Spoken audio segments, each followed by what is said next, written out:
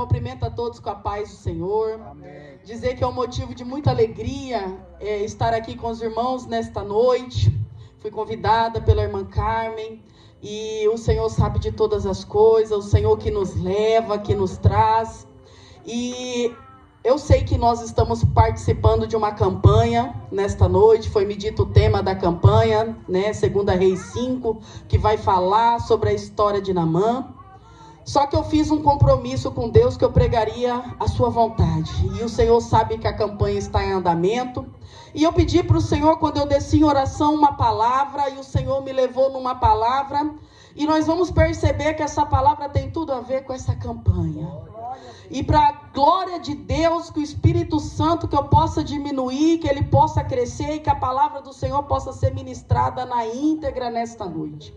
Eu gostaria que os irmãos abrissem as vossas Bíblias no livro de 1 Samuel.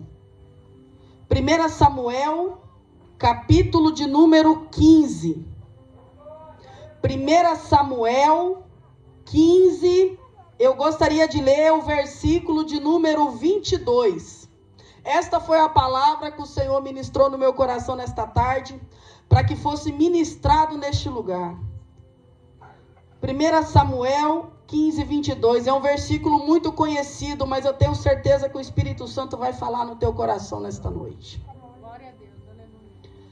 O texto vai dizer: Samuel respondeu: agrada-se mais a Yahvé com holocaustos e sacrifícios que com a sincera obediência à sua palavra? De algum modo, a obediência é melhor do que o sacrifício, e a submissão do coração mais do que a gordura dos carneiros. Pode se assentar em nome de Jesus. A palavra vai dizer, é um texto muito conhecido. A gente vai ver aqui o profeta Samuel exortando o rei Saul. Nós já conhecemos a história de Saul. Saul, ele foi levantado porque o povo não queria mais ouvir a voz de Deus através do seu profeta. Porque o Senhor levantou Samuel como profeta, como juiz, como sacerdote. E ele era a boca do Senhor para a nação de Israel. Só que o povo, ele não quis mais ouvir. O povo começou a clamar e falar para Samuel, para ele orar, interceder, de que o povo agora, ele queria um rei. Ele queria que o Senhor estabelecesse alguém para que pudesse governá-los. E isso entristeceu o coração de Samuel, e a gente vai ver Saul sendo escolhido lá em 1 Samuel, no capítulo de número 8. A gente vai ver o povo querendo ser igual às outras nações que tinham rei. E a primeira coisa que eu tenho para te dizer nesta noite é: toma cuidado quando você quiser ser igual a todo mundo. Toma cuidado quando você quiser fazer como todo mundo faz. Toma cuidado quando você vê que você está muito na contramão e isso te assustar e te gerar insegurança. Porque Saul era inseguro. Várias decisões que Saul foi tomando, ele começou o ministério dele, ele começou o reinado dele muito bem. Mas logo ele sucumbiu na sua arrogância, na sua soberba, e ele se esqueceu e ele se desviou o coração do centro da vontade do Senhor. E aí Samuel, o Senhor escolhe Saul. Saul era um escolhido. Saul foi ungido. Mas a unção, ela não te dá imunidade contra o pecado. O pecado, ele separa o homem de Deus. Não existe porque eu caí um óleo sobre a minha cabeça e aí agora eu estou imune. Não. A gente vai ver na história de Saul o declínio de um rei, o primeiro rei levantado por Deus para poder governar sobre Israel. E aí aqui nessa palavra, a gente vai ver Saul fazendo aquilo que é o maior defeito, é a maior prova de que muitas vezes nós queremos ouvir e fazer do nosso jeito. Saul desobedecendo ao Senhor. E toda vez que nós desobedecemos, existe consequência. E muitas vezes nós já sabemos, porque o Senhor já levantou o profeta, porque o Senhor já usou a própria palavra dele para falar conosco sobre o que ele quer que nós façamos, qual a atitude que nós tenhamos, qual que deveria ser o nosso posicionamento. E aqui na palavra vai dizer que é melhor do que o sacrifício, é a submissão de um coração, não é a submissão a alguém, é diferente. Ser submisso aqui, a submissão está atrelada ao coração. Ter um coração submisso ao Senhor é diferente de você ser submisso a uma pessoa. O que é um coração submisso, rendido? Um coração contrito, quebrantado. E este capítulo de número 15 culmina na desobediência de Saul e o Senhor extinguindo, exterminando o seu reinado. Lá no título do capítulo 15 vai falar a desobediência de Saul. E bem no começo desse capítulo mostra Samuel dando uma ordem para Saul, da parte do Senhor, dizendo: você vai lutar contra os amalequitas. E a gente vai ver aqui no começo do capítulo de número 15, a gente vai ver o Senhor, ele sendo didático. Ele falando exatamente o que Saul precisava fazer. Essa é a diferença de você ter um coração que escuta aquilo que Deus tem para falar para você, ou você prefere fazer do seu jeito. Ou aquele que prefere falar: não, eu vou tentar na força do meu braço. E aí, ele fala assim para Saul: você vai lutar contra os amalequitas, e você precisa destruir a todos. Todos, são todos. E você não pegue os despojos, aquilo que eles carregavam de valor, e que como eles iam ser destruídos, ia ficar pelo caminho. O Senhor falou: não pegue e mate a todos. Ele vai dizer, aí lá no versículo de número 10, vai dizer, antes no 7, Saul atacou e derrotou os amalequitas, Avilá até Sur, do leste do Egito, capturou Agag, o rei amalequita, destruiu completamente o povo. Saul e seus homens pouparam a vida de Agag, bem como o melhor das ovelhas, dos gados, dos bezerros gordos, destruíram apenas o que não tinha valor. O Senhor falou: mate todos.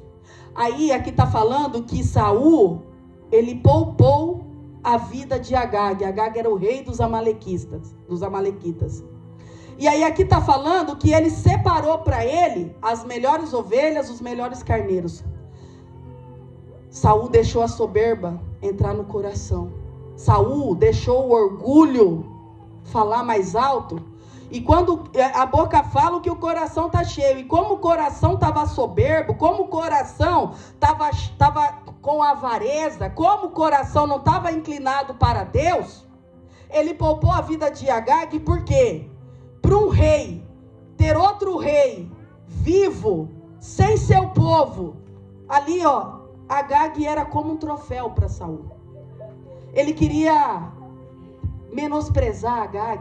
Ele queria esfregar na cara de todos, de que Agag estava ali rendido, estava ali preso, estava ali sem seu povo. E aí no texto vai falar que ele escolhe as melhores ovelhas, porque Saul não viu problema.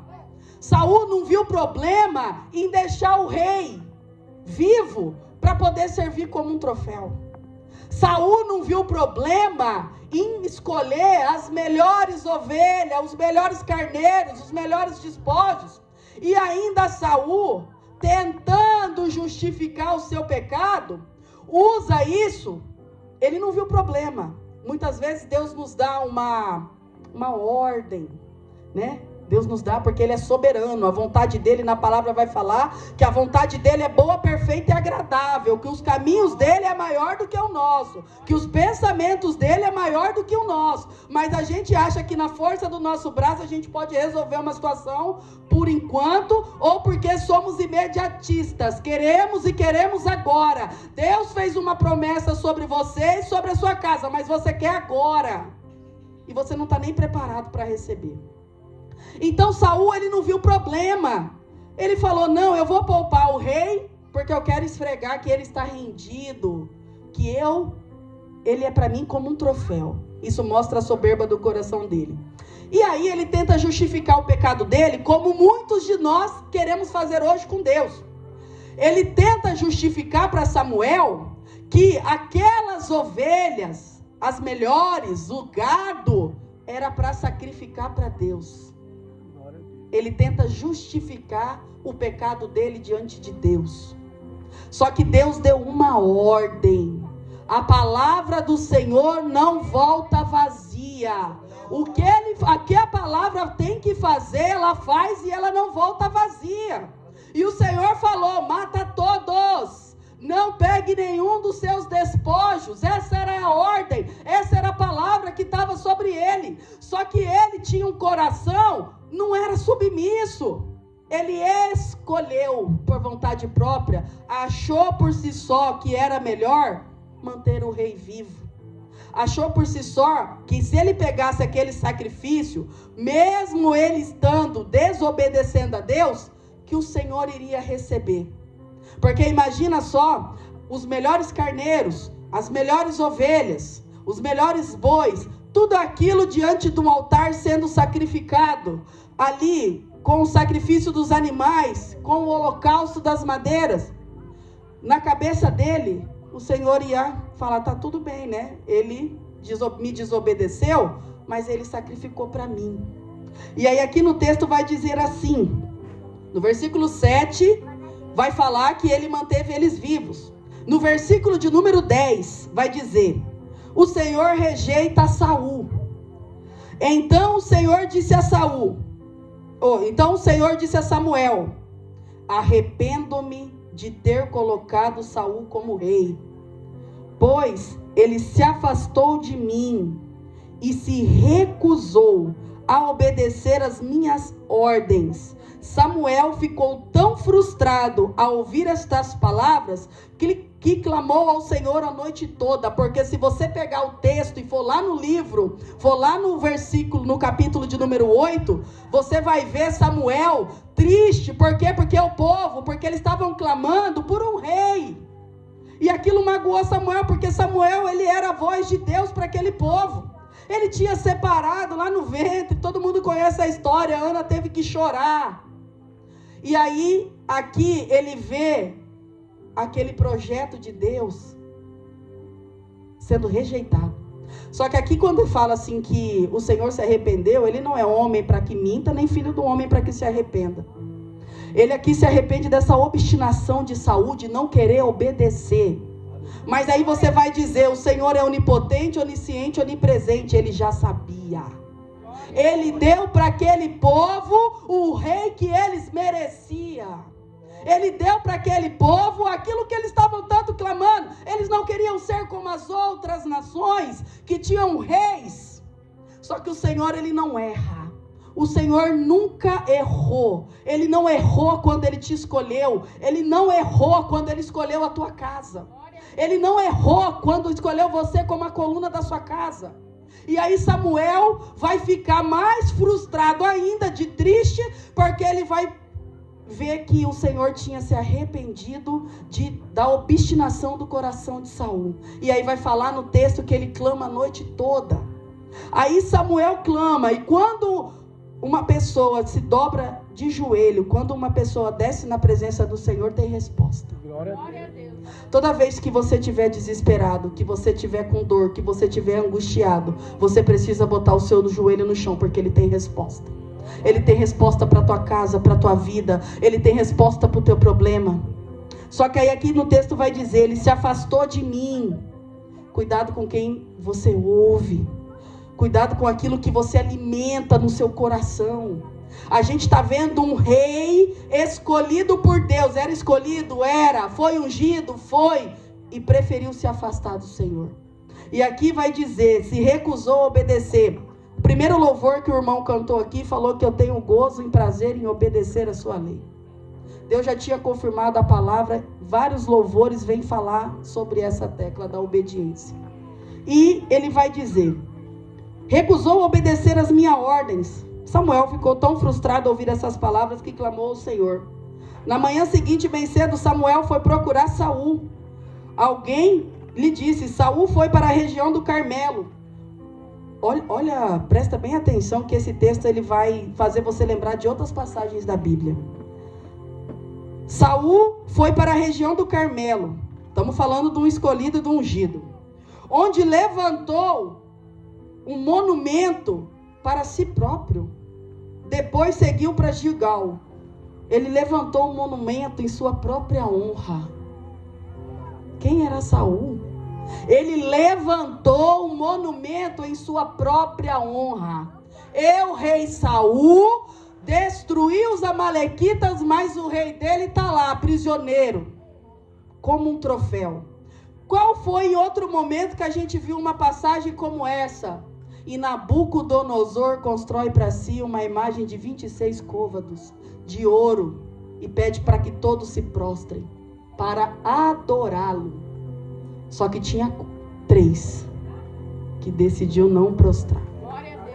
Tinha 3 que preferiu entregar a vida e falou na cara de Nabucodonosor, se o nosso Deus nos livrar, ele é Deus.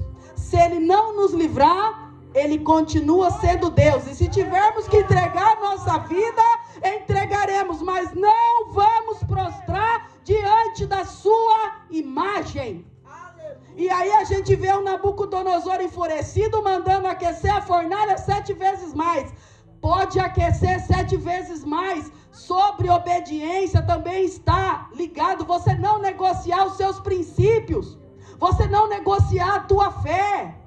Não tem negócio com os teus princípios. E aqui a gente está falando sobre obediência. E sobre as consequências de desobedecer. Saul escolheu deixar aquele rei vivo. Isso é uma afronta diante do Senhor. Então nós precisamos ouvir a voz do Espírito Santo.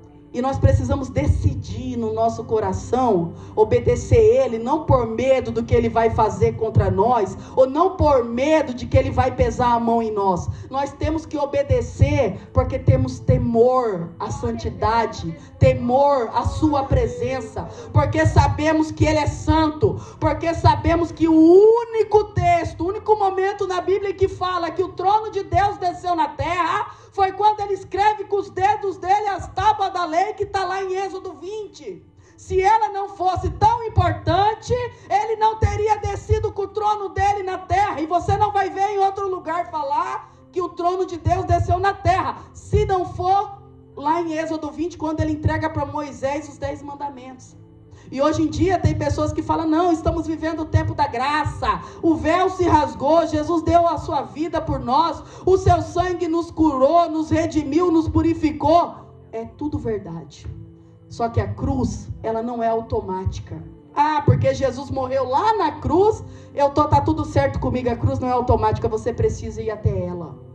Você precisa acessá-la, o sacrifício de Jesus. E como que você vai acessar? Quando você entrega tudo no altar, quando você confessa, quando você se arrepende, quando você deixa o pecado, por amor à santidade do Senhor. Ah, porque no tempo da graça, não, agora nós estamos na graça de Deus, no tempo da graça é pior. Muitas pessoas falam, não, porque a graça está ultrapassada, é só você abrir lá em Mateus 5, Jesus ensinando, num dos seus maiores ensinamentos lá no Monte da Oliveira, ele fala, eu não vim para revogar a lei, eu vim para que ela seja cumprida, Jesus que falou. E o tempo da graça, se uma mulher fosse pega no adultério, ela era apedrejada. No tempo da lei, se uma mulher fosse pega, ela era apedrejada. No tempo da graça é pior, porque só de você pensar você já pecou.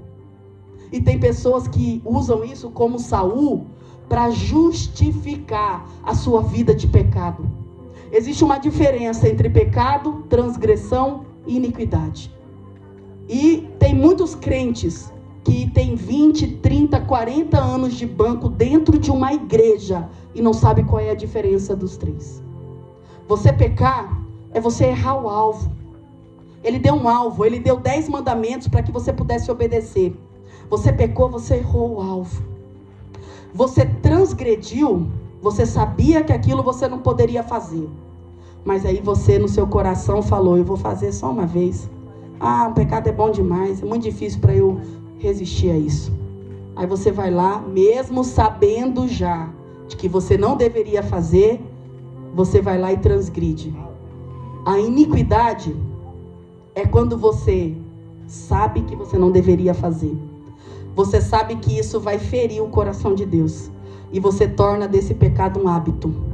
Você continua fazendo deliberadamente. Só que quando chegar lá no dia do juízo final, Jesus não vai falar, apartai-vos de mim, vós que cometeis pecado.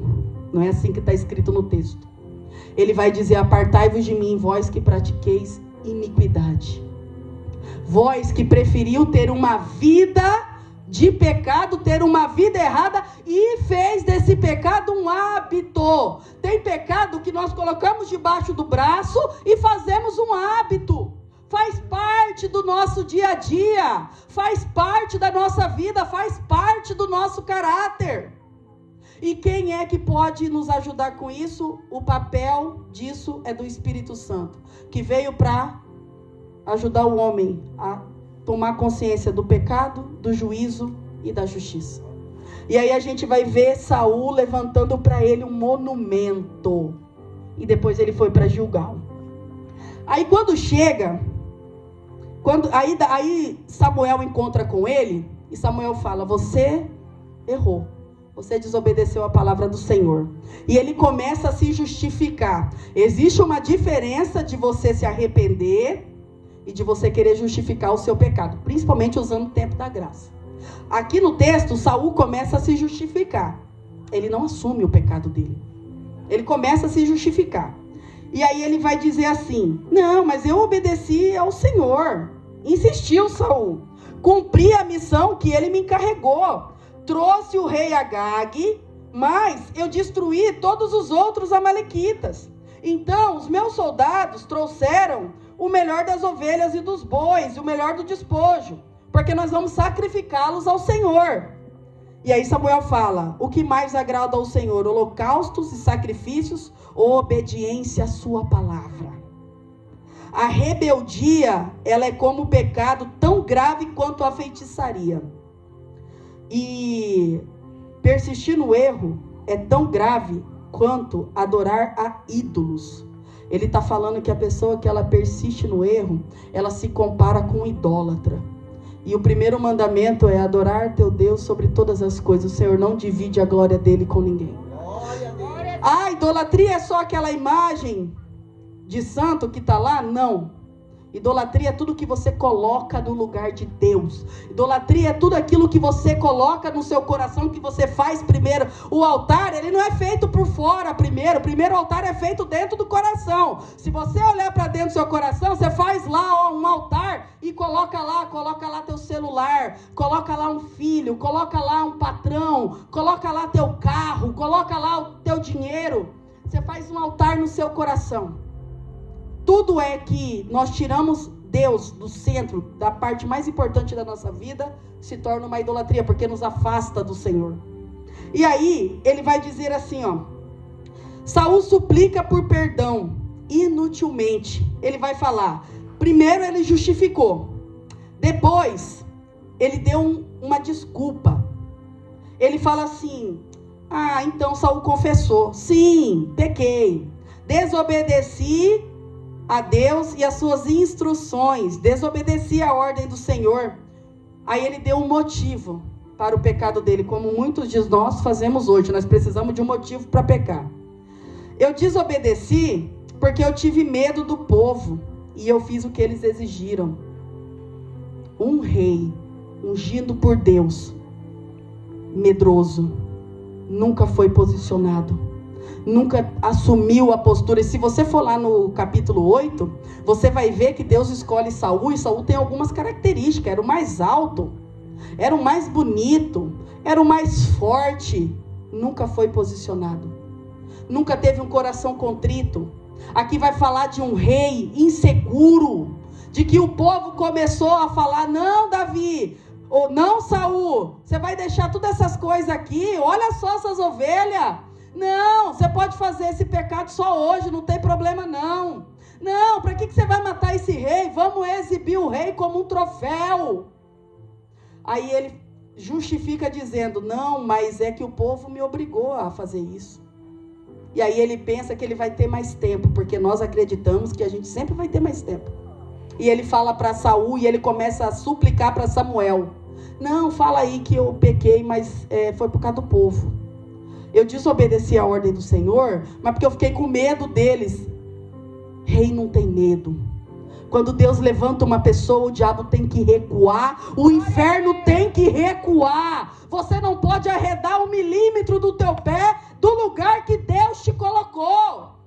Você não pode mudar a palavra porque você está no lugar que você não conhece. Você não pode ser outra pessoa no seu trabalho, porque lá as pessoas não gostam de crente, porque lá as pessoas não vão te respeitar. Você tem que estar posicionado naquilo que Deus te colocou, para aquilo que Deus te chamou para fazer.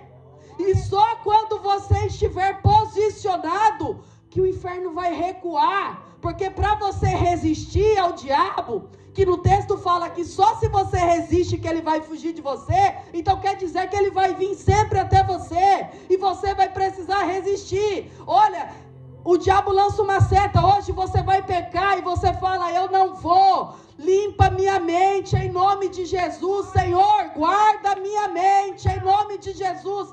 Diabo, eu não vou fazer, porque o meu Deus é maior. Sou lavado, sou remida com o sangue do Cordeiro. Você precisa lutar. Não é o diabo vir uma vez, você refutar ele e ele não vir mais. Não é sobre isso. Resistir quer dizer que ele vai vir sempre, e ele conhece você, ele estuda você, ele olha para as fraquezas que você demonstra, ele sabe o que tem no seu coração. Sabe por quê? Pelas suas atitudes. Quando você vê, quando é relacionado ao dinheiro, o teu olho brilha. Ah, porque o carro, teu coração está lá no bem material. Ah, porque esse filho, ele sabe, e é aí que ele vai te atacar. E aí Samuel vai responder para ele: eu não vou voltar com você, porque você rejeitou a ordem do Senhor de Israel. E quando Samuel vira para ir embora, Saul tenta segurá-lo, Saul tenta agarrá-lo, e ele rasga um pedaço do manto de Samuel. E Samuel fala: como você rasgou o meu manto, hoje o Senhor rasga o teu reinado. E aí a gente vai ver Samuel, um profeta posicionado. O Senhor, Samuel fala assim para ele: traz para mim Agag. Traz Agag na minha frente. A gente vai ver ali a partir do versículo de número 32. Samuel diz: traga-me Agag, rei dos amalequitas. Agag veio cheio de esperança, pois pensou: com certeza a ira deles já passou e eu fui poupado. Mas Samuel disse: assim como a sua espada matou os filhos de muitas mães, agora sua mãe ficará sem o filho. E Samuel cortou Agag em pedaços diante do Senhor em Gilgal. O profeta teve que fazer por você aquilo que você não teve coragem para fazer. Quando você não tem coragem para obedecer uma ordem de Deus, o Senhor levanta outro para fazer. O Senhor levanta outro e coloca no teu lugar. Aqui Samuel falou assim: o que? Você desobedeceu o Senhor? Você rasgou minha roupa? O Senhor está rasgando o teu reinado. Só que isso não vai ficar só por isso mesmo não. Traga aqui Agag. Sabe por quê? Agag precisa morrer, porque assim era a vontade do Senhor. Então a vontade do Senhor, ela é soberana. Se não foi você que matou Agag, o Senhor vai levantar outra pessoa no seu lugar, para fazer com que a vontade dele prevaleça. Ele é soberano, a vontade dele é boa, é perfeita e agradável. Ah, mas vai matar o rei? Assim quis o Senhor, assim determinou o Senhor já falou para você, deixa aí, você não deixa. O Senhor já falou para você, não adianta orar, você continua orando. O Senhor já falou para você, não coloca mais a tua mão, estou eu cuidando. Ó você colocando a sua mão. E aí a gente vai ver aqui no texto um Saul falando assim, um Saul pensando, não tem problema se a gente não matar Agag, não tem problema ficar com esses boi, com essas ovelhas, só que eu vim aqui para te dizer em nome do Senhor, você obedecer parcialmente é desobediência inteira. Não existe pecadinho, não existe pecadão. Existe ou você obedece, ou você é rebelde, ou você é desobediente. Ah, mas eu obedeço o Senhor só um pedaço. Você é desobediente. E aí as bênçãos de Deus não fluem na sua vida. Aí você ora, aí você sacrifica, aí você jejua, você sacrifica, aí você sobe no monte, você sacrifica, aí você faz campanha de oração, você se sacrifica, aí você desce para orar, e ora, e ora, e ora. E sabe o que Samuel falou para Saul? Uai, então Yahvé prefere holocaustos e sacrifícios do que a sincera obediência à sua palavra? De modo algum. Obediência é melhor do que o sacrifício, e a submissão do coração mais do que a gordura. Sabe por quê? Não adianta sacrificar e pensar que vai obedecer depois. Você obedece primeiro, aí o Senhor recebe o seu sacrifício. Toda vez que você inverter essa ordem, você vai ficar que nem o povo lá no Egito, lá no deserto, andando em círculo. Sabe por quê? Porque o Senhor, o sacrifício pode ser de qualquer maneira. Você pode até querer manipular o sacrifício, mas um coração contrito e rendido, esse você não consegue enganar a Deus. Aquilo que está por dentro, você não consegue manipular quem você é para Deus. Você não consegue ter um coração, você manipular a submissão do seu coração. Você pode oferecer o sacrifício. Salomão ofereceu 1000 holocaustos ao Senhor. Começou o reinado dele com o peso da glória, que quando a glória do Senhor desceu naquele templo, as pessoas caíam por causa do peso da glória do Senhor. O reinado de Salomão começou assim, 1000 sacrifícios de holocaustos. O Senhor aparece para ele numa visão e diz, pede o que queres. E ele fala, oh Deus, eu quero sabedoria para governar teu povo. Aí Deus olha e fala, olha, como você pediu sabedoria e não me pediu riqueza, eu vou te dar sabedoria, riqueza, você vai ser grande, vai governar sobre as nações. Esse é o começo da história. E muitas vezes você se apega no começo da história, porque lá, do 2 Reis 11, o Senhor fala para Salomão, não case com estrangeira. Sabe o que ele faz? Ele pega 700 concubinas e 700 pessoas de outras nações e 300 concubinas. Começou muito bem, só que sabe qual foi o final de Salomão? O reino dividido.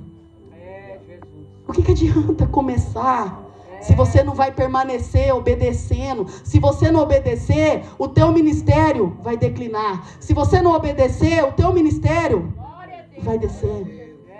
E aqui a gente vai ver Samuel falando para Saul, você não teve coragem de matar Agag, você quis oferecer Agag como um troféu, traz ele aqui, porque eu vou matar Agag, porque assim diz o Senhor, porque assim quis o Senhor. Então, a gente tem que prestar atenção, e qual que é a ligação que essa palavra tem com Naamã? Aqui está falando sobre obediência. Aqui está falando sobre obediência. E Naamã, quando chega lá na casa de Eliseu, ele esperava honra. Ele esperava que Eliseu saísse com aquela pompa, que pelo menos o profeta o fosse receber, porque ele era importante no reino. Aí você sabe que é a importância que Eliseu dá para Naamã? Nenhuma.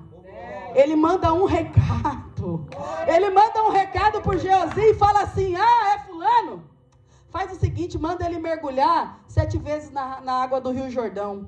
E aí a gente vai ver Naamã enlouquecido, enfurecido. Como assim? Por quê? Porque o orgulho, porque a soberba faz você querer ser reconhecido pelo homem.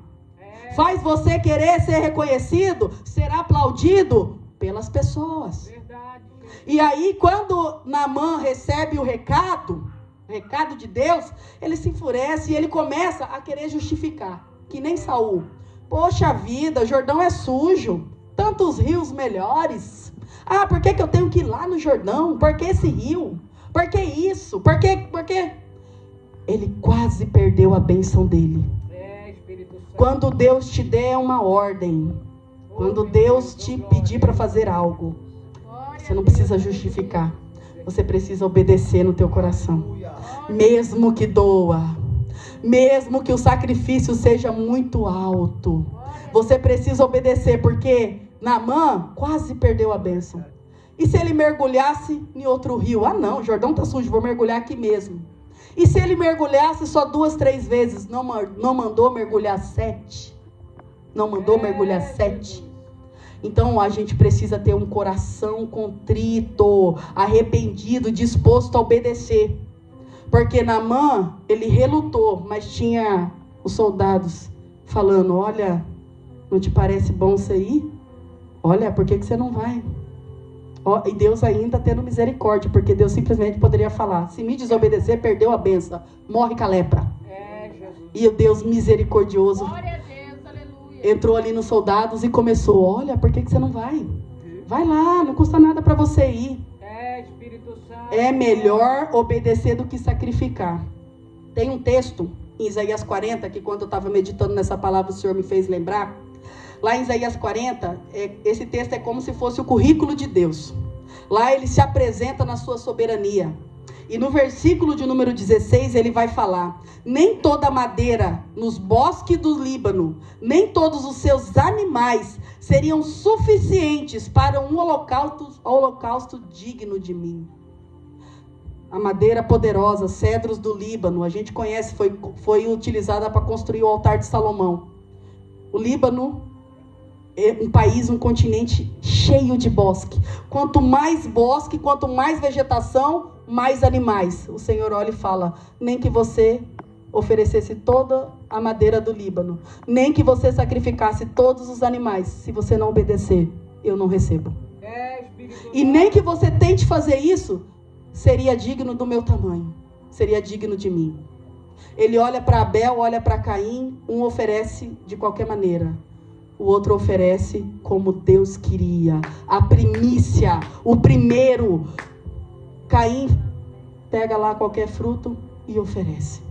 Que nesta noite a gente possa falar para o Senhor: eu quero ter um coração submisso à tua vontade, que o meu eu possa diminuir. Aí sabe qual é a diferença? Sabe o que me chama a atenção nessa palavra? Eu já vou encerrar. Saul, você entende que Saul perdeu o reinado dele? Saul perdeu a presença de Deus, que é pior do que perder o reinado, por causa que ele desobedeceu, entre aspas, apenas um comando de guerra. Você entende que Saul perdeu porque ele desobedeceu um comando de guerra? O Senhor fala: mata todo mundo, não pega nada. E ele não matou, e trouxe as coisas. E aí a gente vai fazer um contraste com Davi. Davi não adulterou? Davi não mandou matar Urias? Se a gente olhar com nossa ótica humana, não é pior matar do que só desobedecer um comando de guerra? Pô, ele deixou o rei vivo. Davi matou o seu melhor soldado numa emboscada. Tentou esconder a gravidez de Betseba. Davi foi sujo naquele capítulo. E aí o que Deus fez? Não foi lá e não confrontou?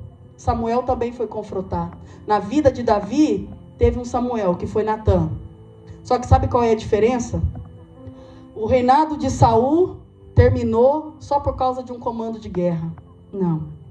E o de Davi, Deus perdoou, e Davi foi um guerreiro. Porque na palavra vai dizer que Davi era segundo o seu coração. O Senhor sabia que Saul não mudaria, que o coração de Saul era de pedra. Aleluia! O Senhor sabia, porque Ele é onipresente, então Ele é ontem, é hoje, já conhece o meu amanhã e o seu.